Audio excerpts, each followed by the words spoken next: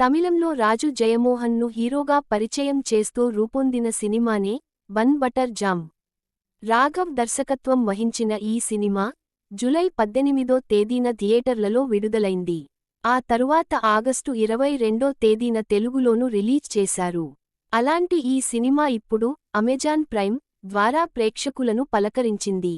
తమిళంతో పాటు తెలుగు, మలయాళ, కన్నడ భాషల్లో అందుబాటులోకి వచ్చింది. కథ: లలిత, శరణ్య దంపతులకు ఒక అబ్బాయి, అమ్మాయి ఉంటారు. అలాగే ఉమ, దేవదర్శిని దంపతులకు ఒక అబ్బాయి ఉంటాడు. లలిత, ఉమ ఒక ఫంక్షన్లో కలుసుకుంటారు. లలిత కొడుకు చంద్రమోహన్, రాజు జయమోహన్ ఇంజనీరింగ్ చదువుతున్నాడని ఉమ తెలుసుకుంటుంది. తన కొడుకు వివాహ జీవితం విడాకులతో ముగిసిన కారణంగా కూతురు విషయంలో తెలిసిన సంబంధమైతే బాగుంటుందని ఆమె భావిస్తుంది. ఇక తన ఇంటికి కోడలిగా రాబోయే అమ్మాయి విషయంలో లలిత కూడా ఆందోళన చెందుతూ ఉంటుంది.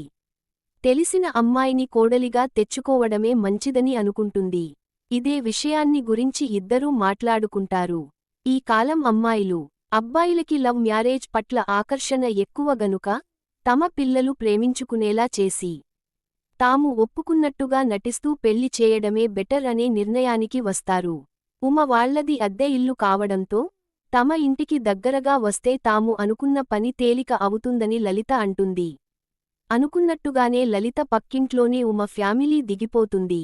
అయితే లలిత కొడుకు చంద్రు కాలేజ్లో నందిని ప్రేమలో పడతాడు.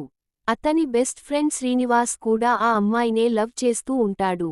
ఉమ కూతురు మధుమిత ఆకాష్ అనే యువకుడి ప్రేమలో పడుతుంది. లలిత, ఉమ ప్లాన్ ఫలిస్తుందా? స్నేహానికి, ప్రేమకి మధ్య నలిగిపోయిన చంద్రు ఎలాంటి నిర్ణయం తీసుకుంటాడు అనేది కథ. విశ్లేషణ: సినిమాలను యూత్ ఎక్కువగా చూస్తుంది. అందువలన ప్రేమకథలకు మంచి డిమాండ్ ఎప్పుడూ ఉంటుంది. ప్రేక్షకులు కోరుకునే ఫీల్, వాళ్లు ఆశించే కంటెంట్ ఉంటే హిట్టు దూసి ఆ సినిమా చేతిలో పెట్టేస్తారు. అలాంటి ఒక జోనర్ నుంచి వచ్చిన సినిమానే బన్ బటర్ జామ్. దర్శకుడు ఎంచుకున్న కథ వాస్తవ పరిస్థితుల నుంచి పుట్టిందనే చెప్పాలి.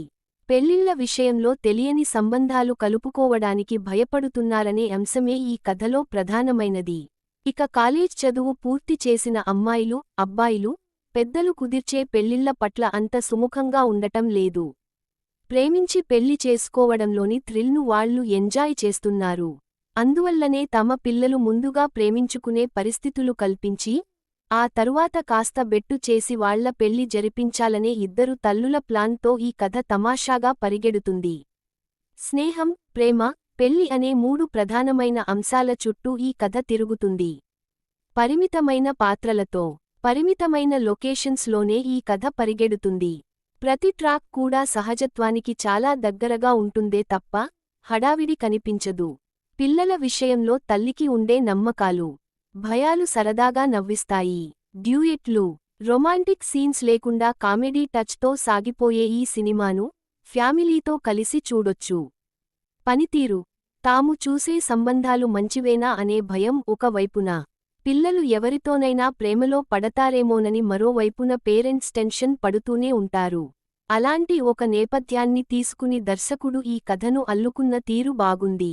కథను అనేక మలుపులు తిప్పుతూ ఒక సరైన ముగింపును ఇవ్వడం ఆడియన్స్కి నచ్చుతుంది. ఎక్కడా ఎలాంటి అసభ్యత లేకపోవడం మరో విశేషం. ప్రధానమైన పాత్రలను పోషించిన వాళ్లంతా సహజమైన నటనను కనబరిచారు. శరణ్య, దేవదర్శిని నటన ప్రత్యేక ఆకర్షణగా నిలుస్తుంది. బాబు కుమార్ ఫోటోగ్రఫీ, నివాస్ కె ప్రసన్న నేపథ్య సంగీతం, జాన్ అబ్రహం ఎడిటింగ్ కథను మరింత సపోర్ట్ చేశాయి. ముగింపు: నిజమైన స్నేహమైనా, నిజమైన ప్రేమైనా నిస్వార్థంలో నుంచి పుడుతుంది. అదే చివరి వరకు నిలబడుతుంది. నిన్ను వదులుకుని వెళ్లేవారిని గౌరవించు, వెతుక్కుంటూ వచ్చే వారిని ప్రేమించు అనే సందేశంతో కూడిన కథ ఇది. వినోదభరితమైన సన్నివేశాలకు సందేశాన్ని జోడించి ఆవిష్కరించిన తీరు ఆకట్టుకుంటుంది.